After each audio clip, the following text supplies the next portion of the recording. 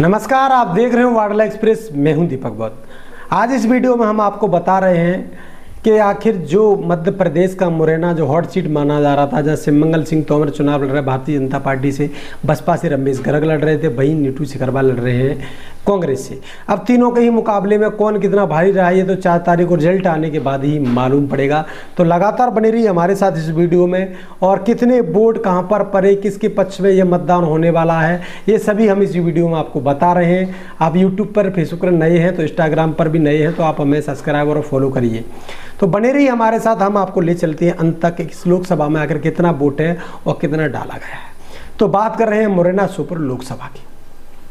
मुरैना सोपोर लोकसभा में चौथे चरण में कल यहाँ पर वोटिंग समाप्त हो गई है, यानी 7 मई को वोटिंग यहाँ पर डल गए हैं। और यहाँ पर अगर बात करें पूर्ण जो मतदान हुआ है, सोपोर मुरैना सोपोर 2 जिले हैं, इनका एक लोकसभा क्षेत्र है। दोनों की बात करें तो यहाँ पर वोट परसेंट हुआ 55.97% यहाँ पर वोट डला हुआ है।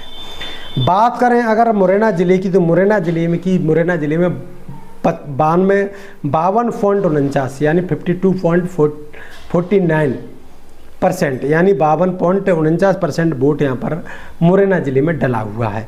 तो यहाँ की अगर बात करें यहाँ पर 66 पर, और अगर सोपोर जिले की बात करें जो कि छोटा सा जिला है, उस जिले की बात करें तो यहाँ पर 66.7% वोट डला हुआ है। अब बात कर रहे हैं कि यहाँ पर जो वोटर है वो कितना है। यहाँ पर वोट की बात करें तो वोटर है यहाँ पर 20,06,730 ये जो वोटर हैं। और टोटल वोट इसमें से डला कितना है, 11,23,117 वोट डला है।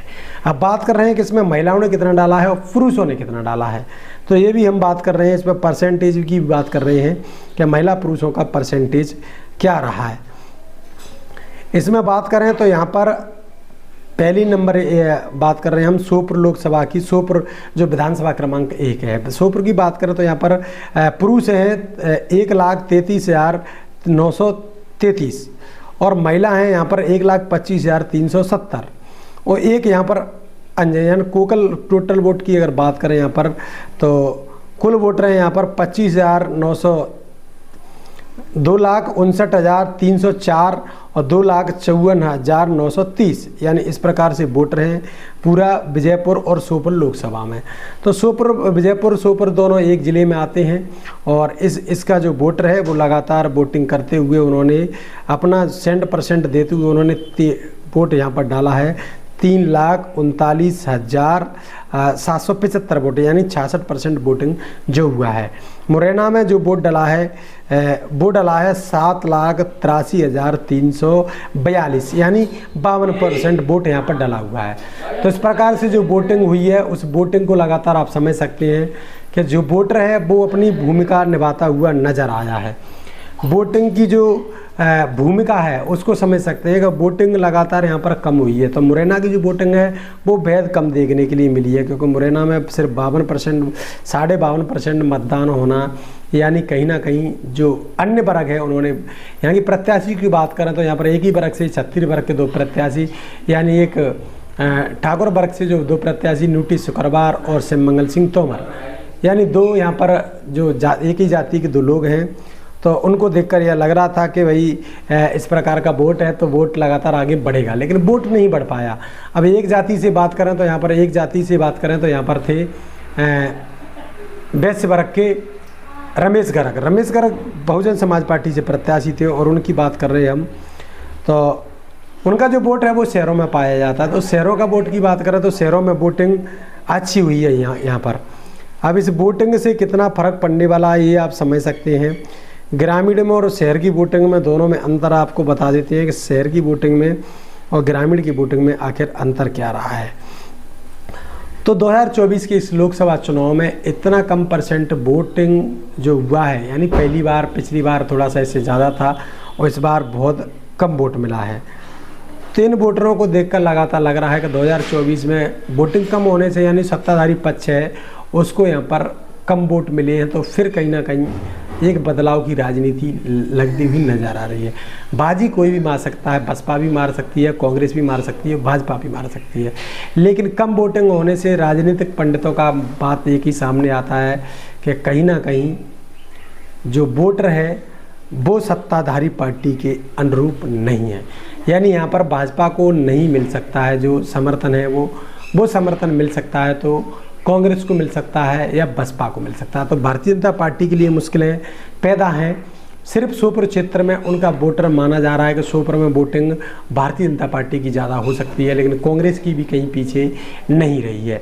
तो भारतीय जनता पार्टी की वोटिंग की अगर बात करें तो भारतीय जनता पार्टी का जो वोटर है वो शहर में वैश्य वर्ग माना जाता था, लेकिन शहर में इस बार जो वोटर है वो वैश्य वर्ग पूरा का पूरा बहुजन समाज पार्टी को इस लोकसभा में ट्रांसफ़र हुआ है, जहां उनका 1 से 1.5 लाख वोट जहां वैश्य वर्ग का है वो इसमें माना जा रहा है। ये 1.5 लाख वोटर एक तरफ हो गया, दूसरी तरफ बसपा का जो कोर वोटर है वो 3 लाख वोटर है, उसमें से 1.5 से 2.25 लाख बसपा को मिल सकता है। अन्य 50,000 वोट इधर से उधर ट्रांसफ़र हो सकता है, कांग्रेस को भी हो सकता है, बीजेपी को हो सकता है। हालांकि कांग्रेस को जाने के ज़्यादा चांस है क्योंकि बीजेपी को जाने के ज़्यादा चांस नहीं है। तो इन्हीं सभी बातों के लिए हमें आज ये वीडियो बना रहे हैं। कमेंट बॉक्स में अपनी राय दीजिएगा, क्या बसपा यहाँ पर बाजी मार सकती है? क्योंकि यहाँ पर कुशवा समाज का जो वोटर है वो एक जाटा के बाद अगर कोई जाति आती है तो वो कुशवा आती है। कुशवा जाति का जो वोटर है खासकर तो वो करीब 2.5 लाख के करीब माना जाता है। अब 2.5 लाख वोटर में से अगर 2 लाख वोट गिरता है, 1.5 लाख वोट गिरता है, वो किसकी तरफ जाता है तो ये मायने रखता है कि वो जिसकी तरफ चला गया उसका ही बदलाव होने वाला। अगर भारतीय जनता पार्टी की तरफ गया है तो भारतीय जनता पार्टी यहाँ पर बाजी मार सकती है, कांग्रेस की तरफ गया तो कांग्रेस मार सकती है, और अगर त्रिकोणी बढ़ सकता है तो फिर बसपा भी यहाँ पर बाजी मार सकती है। क्योंकि ये बड़ा वोटर है, अगर बसपा को भी 50% मिल जाता है तो बसपा के रमेश गर्ग भी यहाँ पर बाजी मार सकते हैं। वहीं बात करें अन्य जो और ब्राह्मण वोटर है जो कि 1 से 1.5 लाख के करीब ब्राह्मण वोटर है, वो भी यहाँ पर राजनीति में सक्रिय है और वो भी बदलाव कर सकता है। रावत भी है, वो भी ओबीसी का जो भी कर सकता है, लेकिन ये वोटर कहीं ना कहीं बीजेपी की ओर जाता हुआ दिखाई दे रहा है। अगर बीजेपी की ओर यह वोटर जाता है तो कहीं ना कहीं फिर बसपा और कांग्रेस के लिए मुश्किलें खड़ी हो जाएंगी, क्योंकि ये जो पिछड़ा वर्ग और जो ब्राह्मण वोटर है उसी पर राजनीति टिकी हुई है।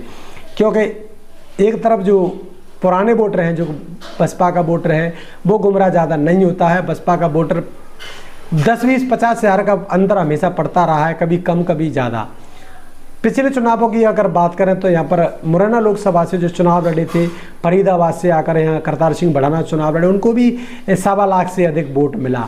तो कहीं ना कहीं जब इतना बाहर का था तब भी 1.25 लाख वोट मिला। रमेश चंद्र गर्ग यहाँ की जानी मानी हस्ती हैं और उन्होंने अभी बहुत अच्छे कार्य भी किए हैं। उनका जो केएस मिल चलता था उसके माध्यम से लोगों के बीच में पहचान भी थी। तो बसपा को कहीं ना कहीं इस बात का भी फायदा मिल सकता है। भाई कांग्रेस की बात करें तो नीटू से करवा रहे हैं, वो भी ऐसा नहीं है कि वो विधायक रहे हैं और विधायक रहने के बाद उन्होंने तमाम कार्य किए हैं, तो उनके माध्यम से कहीं ना कहीं उनको भी कई जो विधानसभा है जैसे सुमावली है तो सुमावली से भी उनको बड़ा हुजूम मिल सकता है देखने के लिए। सुमावली में जो सिकरवार बाहुल्य क्षेत्र है, जोरा में अगर कहीं सूबेदार सिकरवार की सिकरवारों पर पकड़ बनी रहती है तो बीजेपी को ट्रांसफ़र हो जाएगा, और बीजेपी को अगर Sikarwar vote Thakur voter transfer होता है तो फिर बीजेपी की और बसपा की टक्कर मिलती हुई नजर आएगी। अगर ठाकुरों का 2 ग्रुप में बढ़ता हुआ वोट आता है तो फिर वहीं कांग्रेस की और बसपा की टक्कर रहने वाली है। अगर ठाकुर बीजेपी को टक्कर करेंगे तो बसपा से होगा, और अगर ठाकुरों ने वोट कांग्रेस को किया तो फिर कांग्रेस का और बसपा का टक्कर होगा। तो कहीं ना कहीं जो वैश्य वर्ग जो बीजेपी को कभी कांग्रेस को वोट डालता रहा है, तो वहीं असमंजस में यह चुनाव है। और इस चुनाव में 2024 के में क्या कुछ रहेगा लगातार यूट्यूब, फेसबुक और इंस्टाग्राम पर देखिए। अगला वीडियो हम आपके लिए तुरंत लेकर आएंगे। कमेंट बॉक्स में आपकी क्या राय है, अपनी राय देना ना भूलिए। तो देखते रहिए वाडला एक्सप्रेस। मैं हूँ दीपक, बहुत बहुत धन्यवाद।